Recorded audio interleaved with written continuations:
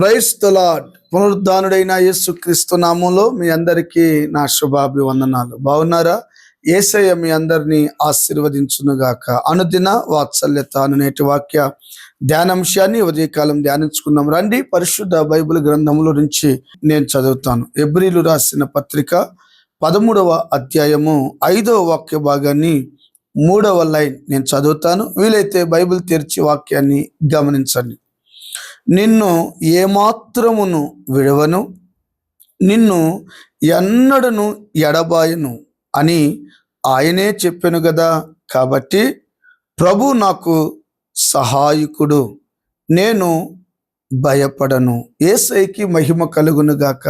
దైవజనమా, ఈ చదవబడిన ఈ చక్కటి వాగ్దానాన్ని మీరు విన్నారు కదూ. నా దేవుడు నీ కుటుంబంతో మాట్లాడుతున్నాడు. ఈ వాక్యం వింటున్న ప్రజలతో మాట్లాడుతున్నాడు. దైవజనమా, ఆలకించు. ఈ రోజున నీ జీవితంలో కన్నీళ్ళే అన్నపానాలుగా మిగిల్చబడ్డాయా? నన్ను ఎవరు పట్టించుకోవట్లేదు అనుకుంటున్నావా? అందరూ ఉన్న ఒంటరిగా బ్రతుకుతున్నానని వేదన చెందుతున్నావా? చుట్టూత ప్రజలందరూ స్నేహితులే, శ్రేయాభిలాషులే, కానీ నాకున్న పరిస్థితులను బట్టి నన్ను విడిచిపెట్టేశారని వేదన చెందుతున్నావా? భయపడాల్సిన అవసరం లేదు. పరిశుద్ధాత్మ దేవుడు ఎన్నో వాగ్దానాలు నీ కొరకు, నా కొరకు ముందుగానే రాయించి పెట్టాడు. నేను నిన్ను విడువను, నిన్నెన్నడూ ఎడబాయను అన్నాడు. ఇంతకీ ఎవరిని విడవడు, ఎవరిని ఎడబాయడు? ఒకవేళ ఇప్పుడు నువ్వు నిస్సహాయకరమైన స్థితిలో ఉన్నావేమో, కన్నీళ్ళే అన్నపానాలుగా మిగిలి గుండెల్లో ఆక్రందన కలిగి వేదన చెందుతూ బ్రతుకుతున్నావేమో తల్లి, ఓ నా తండ్రి, తమ్ముడు, నిన్నే నా దేవుడు ధైర్యపరుస్తూ అంటాడు, నేను నిన్ను విడిచిపెట్టనురా నాన్న. అమ్మా, నేను నిన్ను విడిచిపెట్టను. నేను ఎవరినో తెలుసా? నమ్మదగిన దేవుడను, నరాలాడుతున్న నరుడను కాను.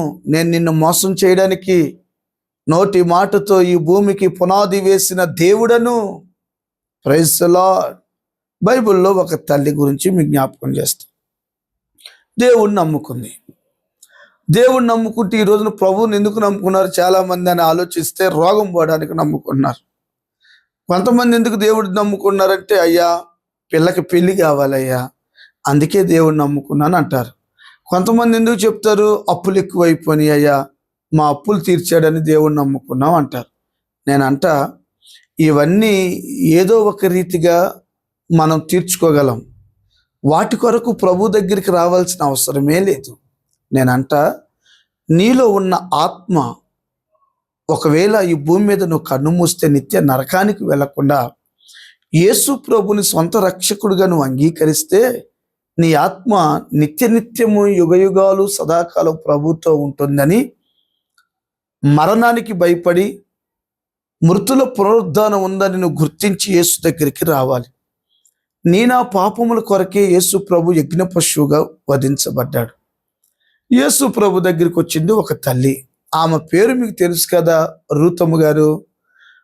రాక దేవుడి దగ్గరికి వస్తే భర్త చనిపోయాడు. కొన్ని రోజులకే మామ చనిపోయాడు.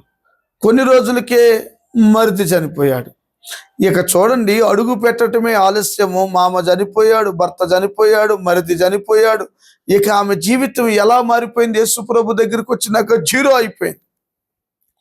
చుట్టూతో ఉన్న ప్రజలు అంటున్నారు, ఏ పాపం చేసిందో ఈ తల్లి, అడుగు పెట్టింది పతనం అయిపోయింది ఇల్లు అంటున్నారేమో. ఈ రోజున రూతుము పడుతున్న అవస్థల్లో ఈ వాక్యం వింటున్న దైవజనమా, మీలో ఎవరైనా ఉన్నారా? భయపడొద్దు. ఆమె ఏం చేసిందో తెలుసా?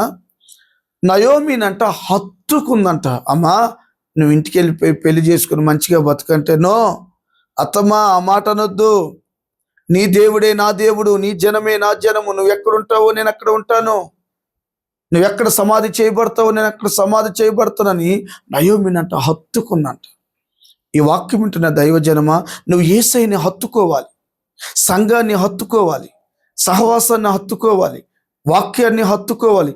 నా దేవుడు నిన్ను ఎత్తుకుంటాడు. దేవునికి స్తోత్రం కలుగునుగాక. చూడండి, హత్తుకుని నష్టంలో కూడా పరిగెరుకుంటూ బ్రతుకుతుంటే, ఆ దేశంలో గొప్ప ఐశ్వర్యవంతుడైన ఆయన పేరేంటండి? బోయాజు గారు. ఆమెను చూసి, ఎవరేమే? అయ్యా పలానా పలానా. అరే అవునా, ఈమె చేసినదంతా నేను ఎరుగుదును, ఆమెను చూసి చూడనట్లుగా పరిగి విడిచిపెట్టను. దయగలిగిందా లేదా? కాస్త కడుపు నిండిందా లేదా? అత్తను పోషించుకోగలిగిందా లేదా?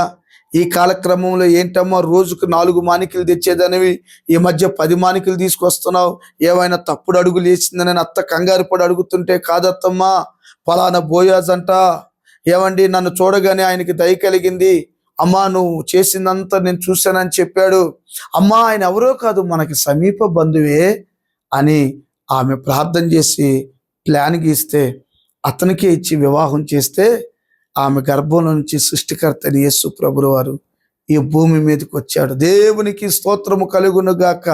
దేవుని దగ్గరికి వచ్చిన తర్వాత ఏదైనా నష్టమో, ఇబ్బందో, ఇరుకో, సమస్యో, అప్పులో, రోగమో, బాధో, బలహీనతో, కన్నీళ్ళో, నీ జీవితంలో ఏదుందో భయపడొద్దు. యేసయ్యని హత్తుకొని బ్రతుకు. ఆయన నిన్ను ఎత్తుకోవటమే కాదు, నీ బంధువుల్లో మూల పురుషుడుగా, నీ గ్రామంలో మూల పురుషుడుగా, నీ ఊరిలో మూల పురుషుడుగా, నీ వారందరికంటే నిన్ను గనుడుగా చేసి ఊరూరు నిన్ను ఊరేగించునుగాక. దేవుడి మాటలు మీ గుండెల్లో స్థిరపరిచి ధైర్యముతో నింపునుగాక. తలలు వంచండి, ప్రార్థన చేసుకుందాం. ప్రేమ కలిగిన తండ్రి, మహాపరిశుద్ధుడా, నువ్వు విడువని దేవుడవుగా ఉన్నావు. మేము కూడా నిన్ను హత్తుకుని బ్రతికే భాగ్యము దయచేయండి. యేసు నామమున అడిగి పొంది ఉన్నాము తండ్రి, amen. Thank you. God bless you. దేవుడు మీ అందరిని దీవించునుగాక. ఆమెన్. ఈ అనుదిన వాత్సల్యత వింటున్నారు కదూ, అనేకులకు షేర్ చేయండి, తెలియపరచండి. కృప మీకు తోడై ఉండునుగాక. ఆమెన్.